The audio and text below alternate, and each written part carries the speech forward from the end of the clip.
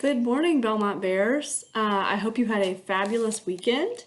It is Monday morning. The sun is shining. I'm so happy for a new week.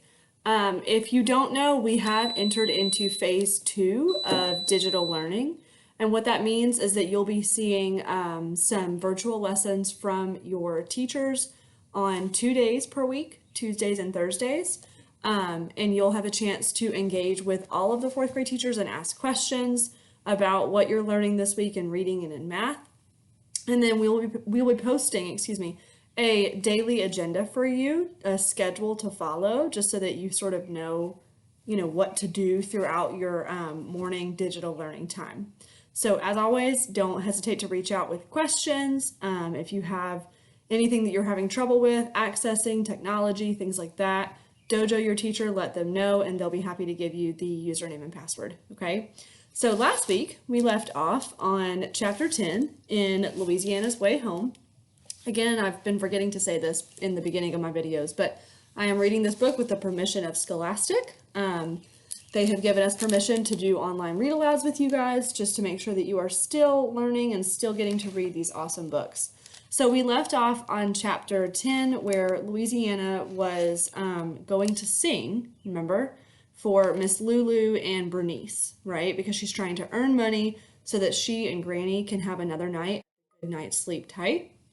And while she was singing, she sang, she made Bernice and Miss Lulu cry, and then she wanted to go use the phone in the Reverend's office, right? So she walked away after she sang and she went to go look and see if there was a phone in his office, and lo and behold, she opened the door and there was a phone sitting right there.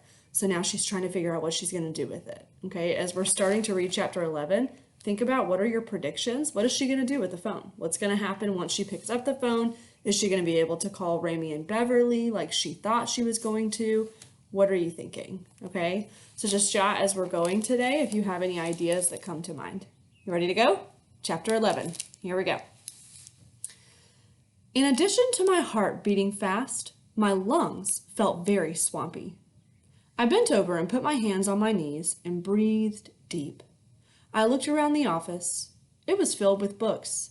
They were piled up on the desk and on the floor. The walls were lined with shelves, and the shelves were jammed tight with books. My goodness, it was a lot of books. Whoever Reverend Frank Obertask was, he certainly believed in the power of the written word. And that was fine by me because I believe in the power of the written word too. For instance, I believe in these words I am writing because they are the truth of what happened to me. I considered the power of the written word while I breathed deep and got my lungs calmed down. And then I stood up straight and stepped over to the desk and picked up the phone, and there was a dial tone. Everything was going exactly right. But there was one small obstacle. The one small obstacle was that I did not know Ramie's phone number, or Beverly's.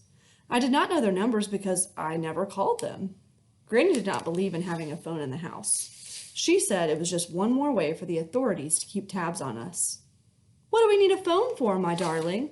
The general population does not need to know our whereabouts, and those who love us can always find us.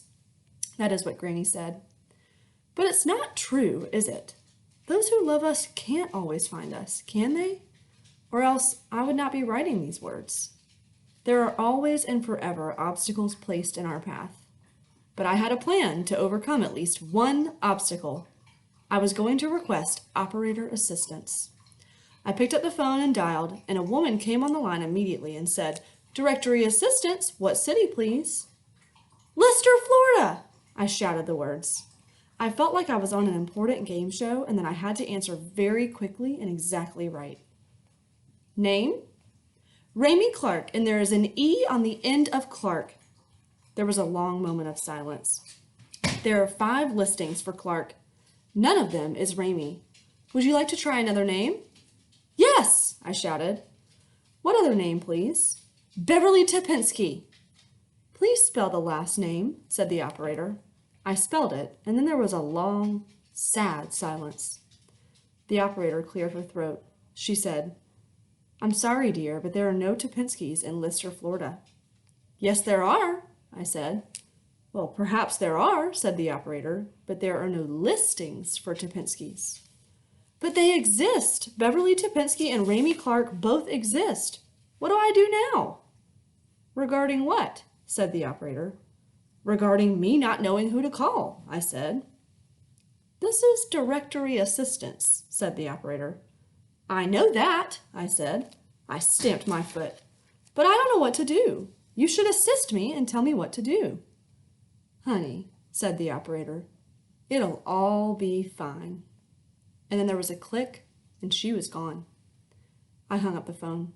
I bent over and put my hands on my knees and worked to get air into my lungs. I thought, it will not all be fine.